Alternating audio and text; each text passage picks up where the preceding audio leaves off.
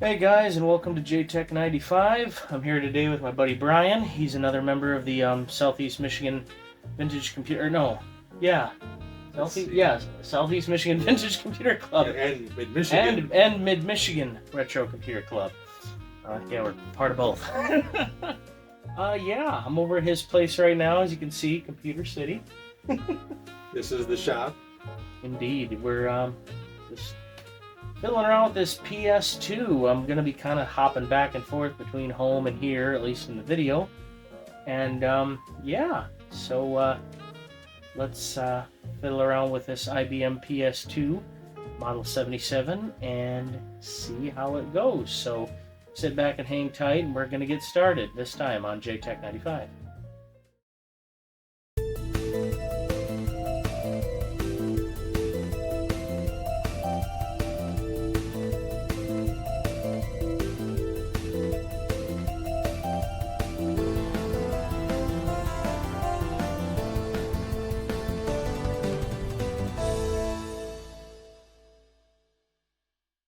Welcome back to JTech 95, and yeah, the topic of today's video is the IBM PS2 Model 77. It was, I'm gonna be honest, it wasn't fun.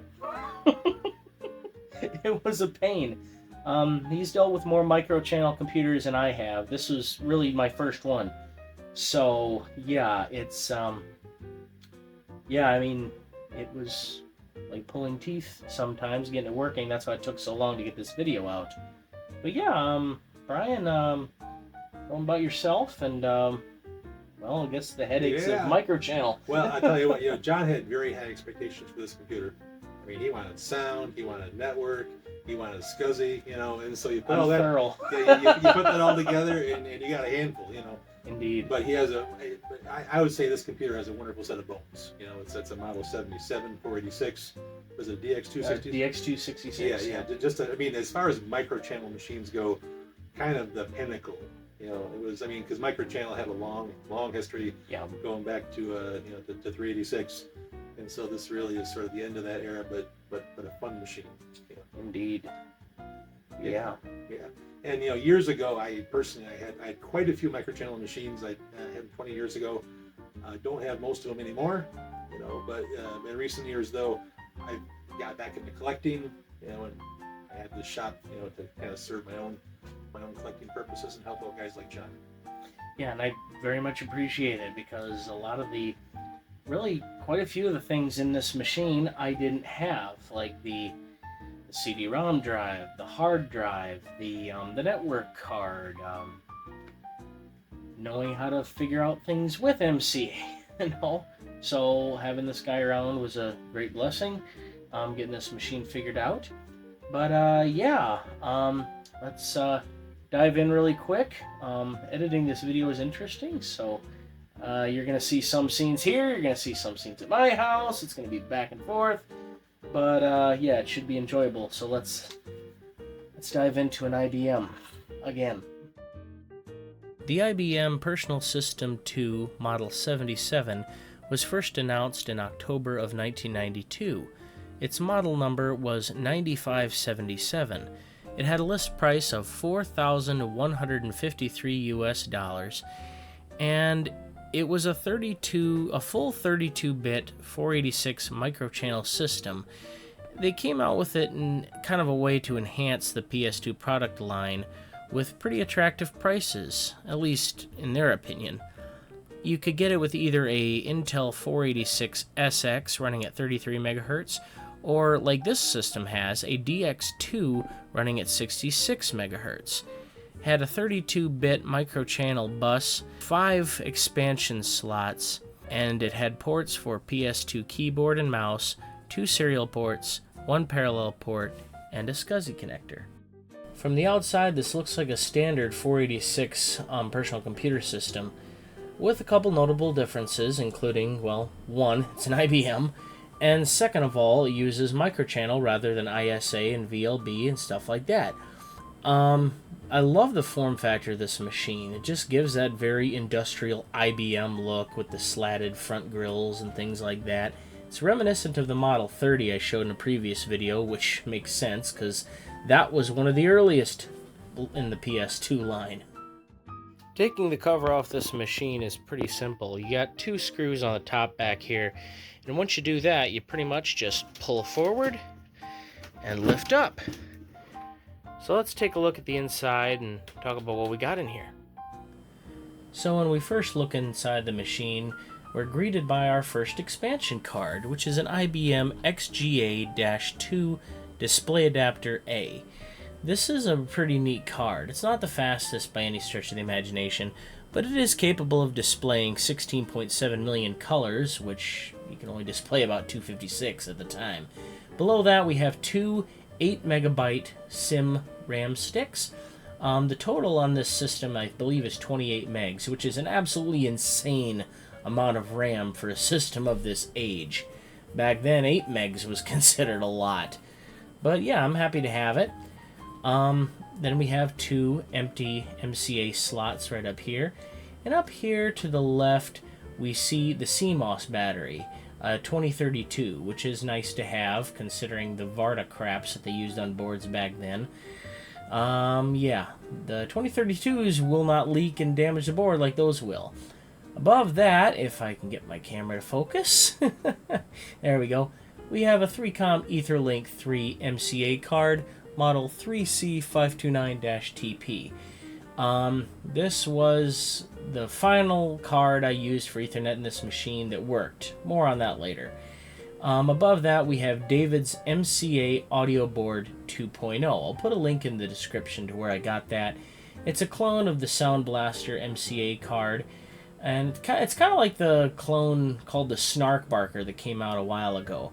It uses a Yamaha YM3812 chip for MIDI synthesis, but more on that later.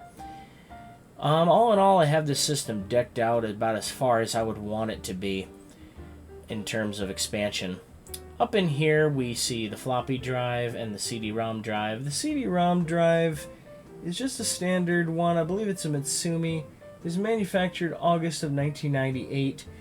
And above that, we see the floppy disk drive, which, kind of like the Model 30, is proprietary. It gets its power from the ribbon connector rather than using a mini Molex. As you can see here, there's no Molex connector. And it's a 2.88 meg floppy drive rather than a 1.44 meg, which is interesting. Over here we have the hard drive, which I believe is 130 megs. It was taken from an old Apple computer, which is ironic, using a Apple-branded hard drive in an IBM. Go figure. Down here we can see the rest of the motherboard, including the chipset. And right here we have the processor, which, as I stated, is an Intel 486DX2 running at 66 megahertz. And we have this long proprietary power supply, which are interesting to replace when they go bad. Fortunately, I know a little bit about soldering, so if it ends up going bad, I can fix it. IBM, we have to love you anyway. Down here, we see the very interesting proprietary power connectors. Jeez, that's a lot different than standard AT style, ain't it? Yeah, overall, I mean, this system is pretty cool. Back here we see the expansion ports, or the external ports. SCSI, 2 serial, 1 parallel, and over here on the far right we have, obviously, PS2 style keyboard and mouse connectors. Yeah, this is an interesting machine. It's not really too much different than a standard desktop style case with a riser board like that. But being MCA, it makes it a little bit different. Yeah, getting the parts for this machine is part of what took so long, to be honest. Now, like I said earlier, I had a lot of problems getting this machine to work. Problems with network cards, the sound card, I mean, you name it. I'll show you some of the issues with the sound card once we get the machine booted up. But, first off, I'd like to say one of the biggest hurdles I had to get over was with the network card. The first network card I tried with this machine was an IBM LAN A. It didn't have a packet driver, so that was problem number one. I managed to get the drivers to work. But in order to make it work, I had to do some interesting things to make it work, because without a packet driver, all I had was the NDIS drivers, so I had to wrap them using, what was it called, ODI XP or something like that.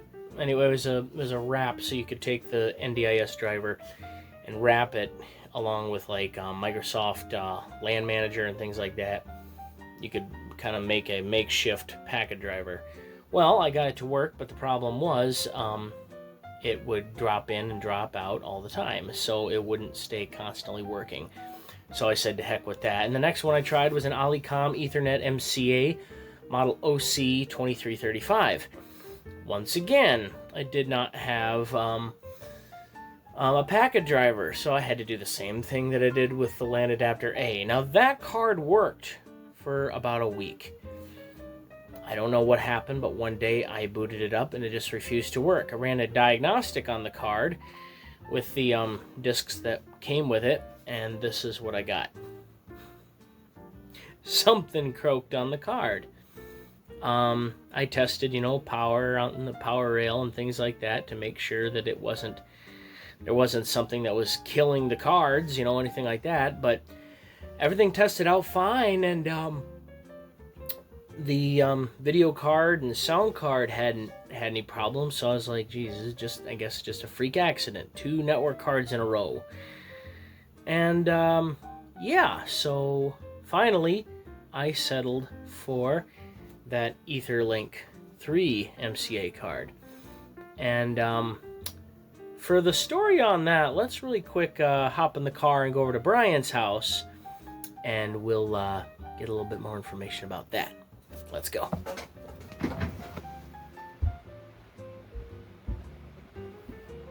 Hey, Brian.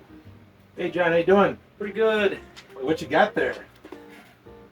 Old PS2. Yeah. Are you nuts? That's microchannel? I mean, it's all I could afford. It was cheap. Not. Well, I'm not sure you know what you got yourself into, but... Well, I mean, it does the job, and I don't feel like upgrading.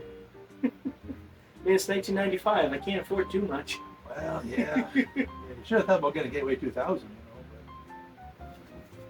That's the thing to buy, Coulda, shoulda, and woulda. All right, well... I guess I have to stick with an IBM. Need some help fixing this thing up and figuring out Ethernet and sound. Ethernet, sound. You got high expectations, but we'll see what we can do. Well, IBM was no help at all. I called and it gave me a dial tone. Well, they are definitely not Gateway 2000 customer service, that's for sure. But it is what you do it. You got me. You like Gateway, don't you? Yes, I do. That explains that 4DX 66V over there. Yes, sir. That's my thing. Mine's a DX2 too. Hey, you know what? But mine doesn't have L2 cache either. Can't have everything. So you think we can get this thing working? Let's do it. All right, let's go. All right. Oh, we have fun. But yeah, Brian's the one I got this 3Com Etherlink 3 card from. He had a couple of them in his collection, and they're not easy to come by. I wanted to see if he would part with one, and he made a deal. I didn't buy it from him, I traded for this board here. It's an A-Open AP43. As they say, we're all looking for something. John is looking for his 3Com, and I'm looking for a PCI 486 board to do a little mini tower build. Indeed. And before anybody starts commenting, oh, who got the better end of the stick? Who got the short end? I say we both got an even end of the stick, because I really needed one of those, and I didn't need this. He needed one of these, and he has another one of the other ones. So there we go. I had 2, so I can let one go. It all works out. Indeed. So yeah, this went to a good home, and now I have a network card that actually works. Yeah, once the trading transaction was all said and done, we got started on getting the card set up in Windows 3.11 for workgroups, as well as in MS-DOS. And it went off without a hitch. Using packet drivers makes everything easier. The next little bit is just going to be us goofing off and getting everything set up in the system. Enjoy. 2, 1. Let's hope it works. Okay. Yes. All right.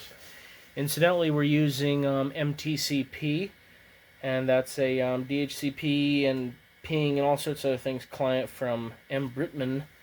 And I'll put a link in the description where you can get that. I've talked about it in other videos before, but I'll put it in again in case it's the first time you've seen anything on this channel.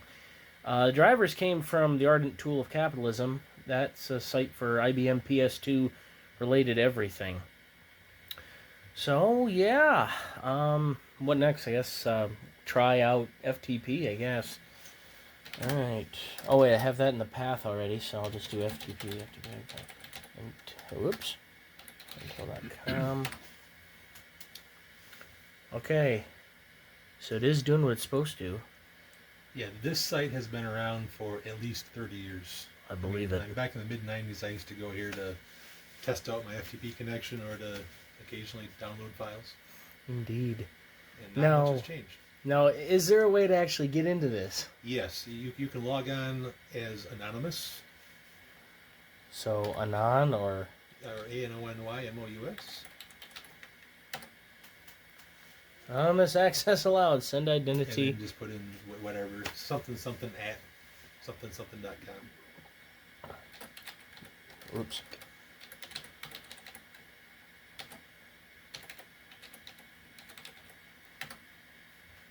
There you go. That's cool. Now, if it works the way it used to, I think you can do a DIR once you get to a prompt. Okay. This is interesting. User documentation. Oh my gosh. Log off immediately. No. If you're an Intel employee, you will be yes mode sick to bin. Okay. Now what? So do like a DIR, see what it says. Oh yeah, so if you do like CD pub or space pub, LS or DIR. Yeah, I mean it's an FTP site for Intel employees, I guess. Yeah, Intel employees, but it's obviously not stuff that's that important. Yeah, Control Q. Yeah. For exit then Control Q. There we go. Yeah. Okay, so that worked. Let's try Telnet.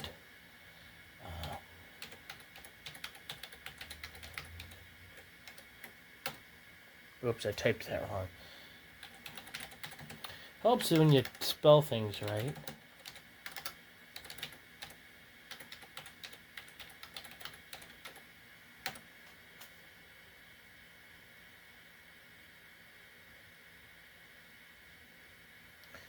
I'm wondering if their thing is just down.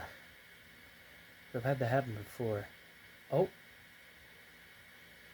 There we go. Hey, there we go. It worked. Awesome. Okay. For Maeve Wolf and her band of wild Aussies, roos, wallabies, and fun. Oh, they always had some cool stuff. So you have an account then? Yes. Sweet. Uses Renegade. They've been around a long time. Let's see. Alright, well, it works. This lugs out of here. Windows, I guess. Yeah, we installed the drivers for this.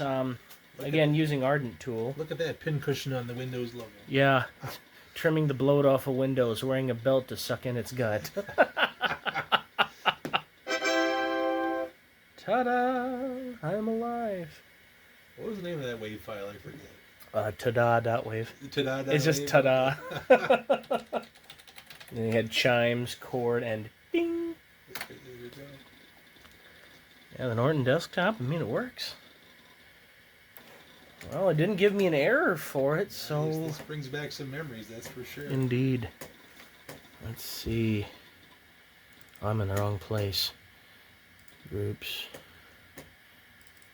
No. What am I doing? Network setup. Well, you can access the FTP from Windows too. I forgot you could do that. Okay. Let's see. Drivers. Setup. Yeah, it stayed with automatic DHCP. Yep. So on this card, so you use the Etherlink 3, the straight drivers. Yes. And then Yes. then the old faithful TCP/IP 32. Indeed. So yeah, Windows. What do we got in here? I mean, I got entertainment pack. Nice. How many? Is I that have at least all like 4. All 4. So what is that? About 50 games or so?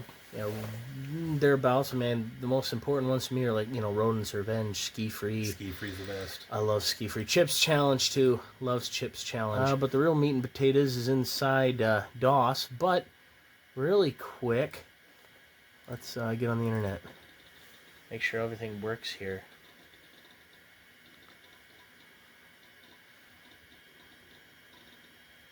This right here is kind of like, to me, one of the pinnacle milestones. In 2025, you take a machine that's about 30 years old, and you can still browse the web. Indeed. Let's see. This 68k.news, it's cool. I mean, what's it do, John? It basically converts current headlines into like an old style looking news. Very simple HTML type format. Yeah. No, if you try to click Action Retro hyperlink there for YouTube, it's not going to work. They'll probably lock the system up. But don't want to go there. All right. CD DOS games. Let's see. What do we do first? You got Corridor 7, Doom, Last Half of Darkness, Wolf. What is that bash? What does that stand for? Bash? Well, it's Apogee. Apogee. You can't go wrong with Apogee. Right? Oh, no. It's I think it's Monster Bash. Monster Bash. Okay, all right. It was kind of like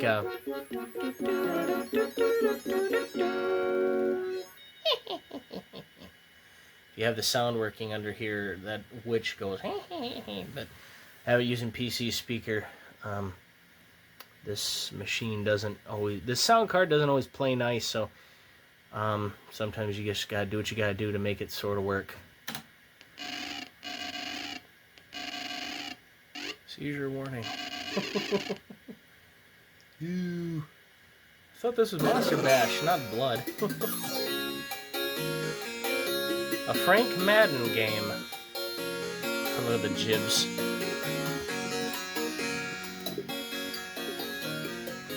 $1993. Jeez, I was -2 years old at that point. Begin game. I was like 19, having way too much fun. Easy.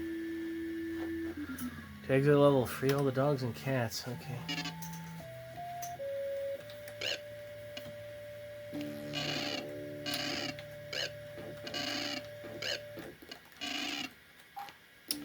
What was shoot?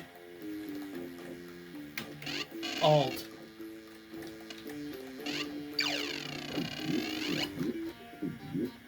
So long, Bowser. Oh, he's pooping all over the place. No! See? Just stepped in slug crap and maybe the acid burned his nads. I don't know. I mean, his name's Billy Blaze, you know. I don't know. Whatever you gotta do. Yeah, that's a cure for blue balls right there. Oh my gosh. We have fun. Oh, did I see Doom there? Yes, I do. Yes, you did. Check that out. Classic.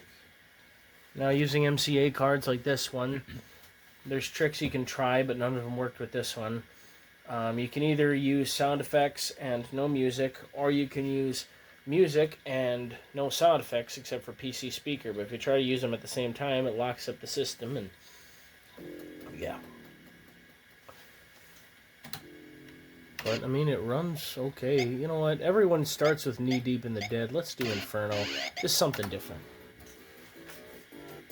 I think I'd rather have the music and PC speakers sound than the other way around. Yeah, exactly. Because the music really... I mean, the sound effects are great, but the music is really what made Doom. Yeah. It sounded so Or good. even if you turn the speaker off, even. I mean, the music, like you said, the music makes it. Yep, I'm gonna cheat. IDKFA. Where's the Caco Demon? There's usually one in here. Oh, you know what? I'm playing on too easy of a skill. Oh, IDKFA is a cheat. Yep. I never knew the cheats, you know. Inferno. I'm going to do Ultra Violence. I just, you know. Yeah. Incidentally, this is Doom version 1.1 before they got the Nightmare mode. Now, incidentally, 1.1, what's unique about it is that you can play up to 4 screens, 4 views. Okay. Driven by one computer. Really? So really, it's 4 computers, but one's a master, and then the other 3 are slaves that are simply providing, you know, side view and zone. Okay. Good to know. Oh yeah, me and Brian had an absolute ball getting that system set up and playing some games, just testing out different things with the network protocols and all that.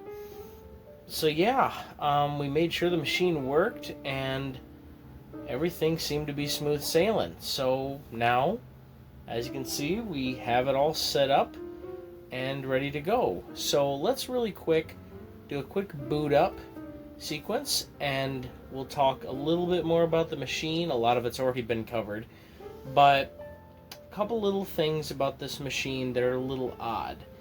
So without further ado, let's boot it up.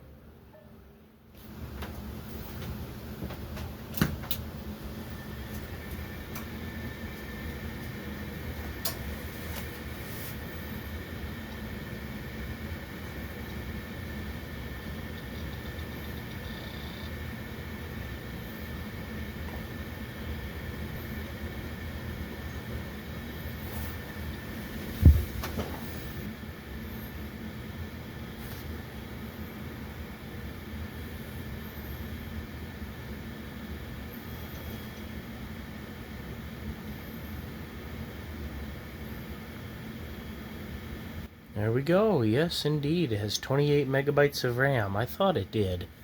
I couldn't remember. Alrighty. Here we go.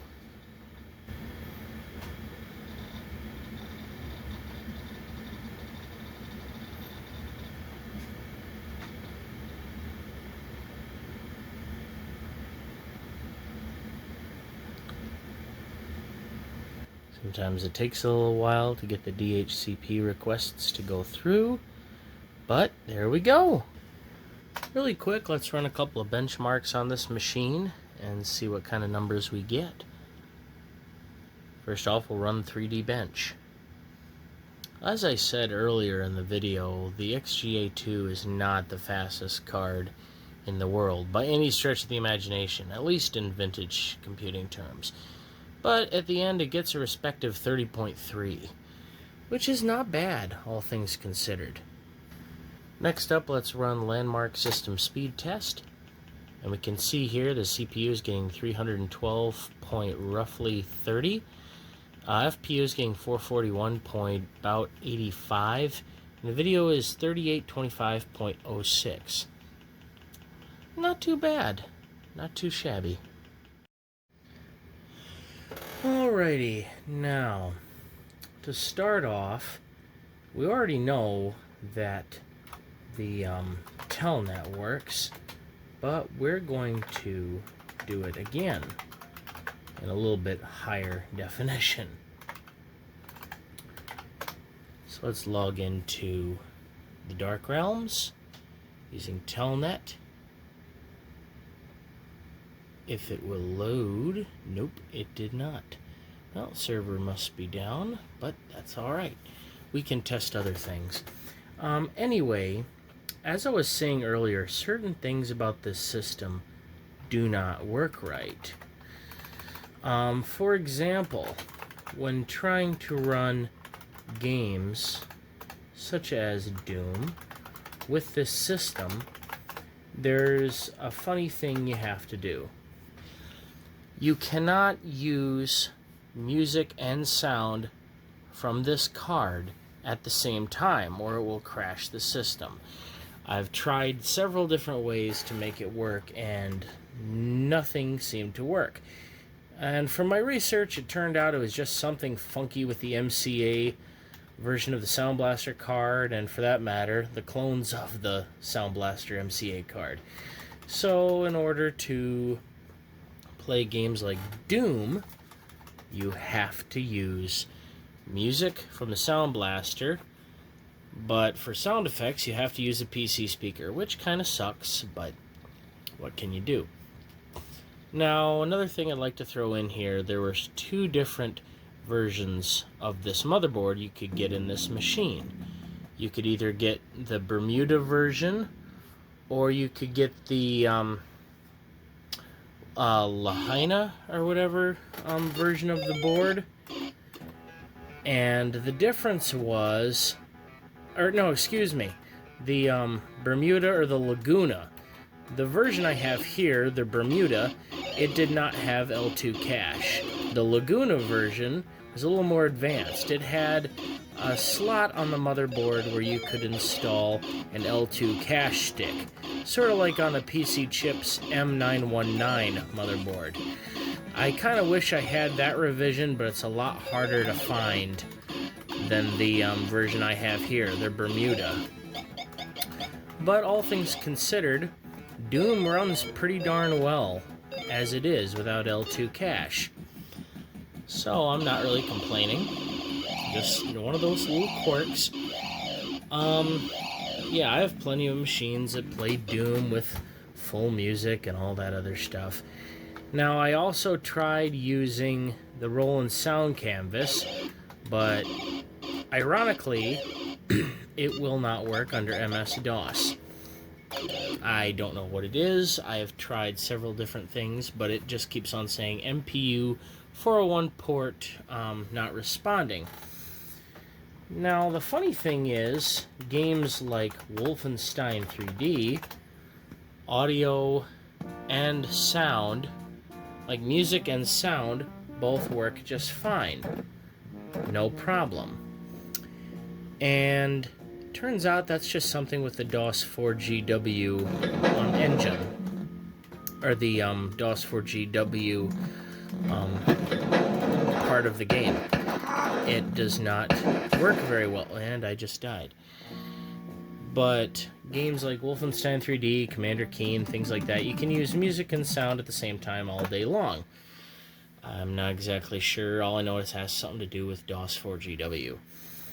Now, if we go into Microsoft Windows, whoops, helps if I type correctly. Yeah, so loading into Windows, I'll show you another little quirk of the sound card. I'll put, I think I said earlier, I'll put a link in the description on where I got this sound card. Overall, it's a great card, but just like under DOS, it has some quirks under Microsoft Windows as well. Yeah, I can play MIDI files, no problem, using the Roland Sound Canvas, but in DOS I can't do that. And if I try to use the onboard MIDI under Windows, it hard locks the system. So I guess I can only use onboard MIDI in DOS and Sound Canvas in Windows. But, you know, it's another one of those quirks of this machine that, you know, what can you do?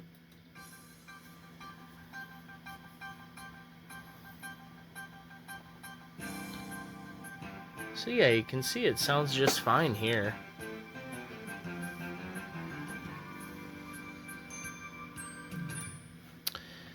But yeah, aside from the little quirks, overall this is a great little system. We've got a couple of programs on here, the Windows Software Development Kit, and I've also got Microsoft Visual Basic version 3.0 because I want to try my hand at writing some little programs for Windows 3.1, but that'll be for another time. Got Microsoft Works, and as you've already seen, Internet Explorer. Let's load it up again.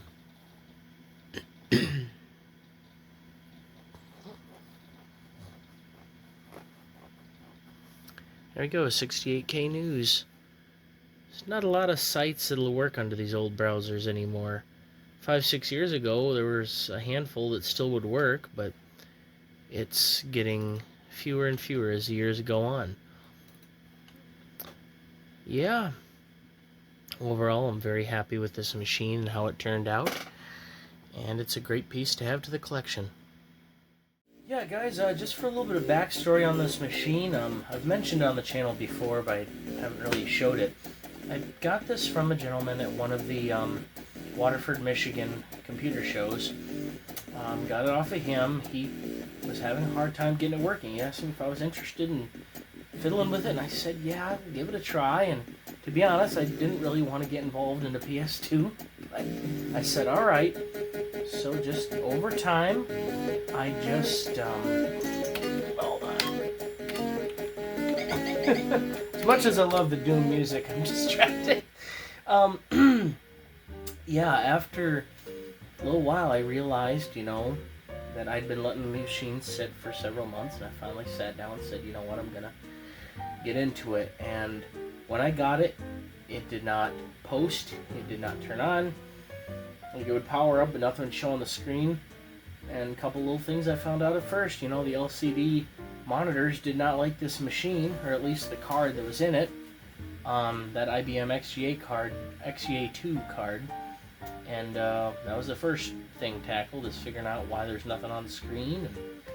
And then it was as simple as, saying, okay, so this is use a SCSI. I don't have any SCSI, so finding someone who had it, which he did. And just little by little piecing the machine together until they had a working system. And so now I'd say it's done, in my opinion. Usually you never say that. You never say, oh, it's done, because you always think of something else you want to add. But a system like this one, once you get it working, you leave it alone. You don't sneeze. Or something, stuff like that, And you have what they would have called, when this machine was new, a multimedia PC. Yes. You've got an optical drive, you got a sound card. On top of it, you got a very nice network card. Because this subsystem, this is it. This is about as far as you can bring this chassis up. Mm-hmm. And like you said, you brought it from dysfunction to me, this is a top-notch, almost museum category 486. It's a microchannel architecture, which is extremely rare to find one running and in good shape. Indeed. So I think you really have something here. Cool. Well, I appreciate all your help, and I appreciate having you on the video here. It's a pleasure to be with you. This has been Absolutely. fun. Absolutely. So it was great talking with you, Brian. All right. Great working Had with a you. great time. And I'll see you here soon. All right. Look forward to it. Indeed. All right, guys, let's take off. So yeah, guys, overall, that's about it for the video. I'm very impressed with how this machine took out, and at long last, it's finally finished. I appreciate you guys being so patient and waiting for this video to come out. It was a pain in the neck, but at long last, we finally got it done. Special thanks goes out to Brian. I'll put a link to his YouTube channel in the description as well. And yeah, thank you guys so much for all your support over the last couple years. I really appreciate it. And hit that like button if you liked what you saw in today's video. Leave me a comment if you have any questions or comments about this machine or anything else I've covered. Or if you have any suggestions for future videos, I'd love to hear from you. And if you like seeing retro computing content like this, feel free to hit that subscribe button. I really appreciate it. Anyway, guys, I hope to see you in the next video, and I'll catch y'all later. Bye-bye.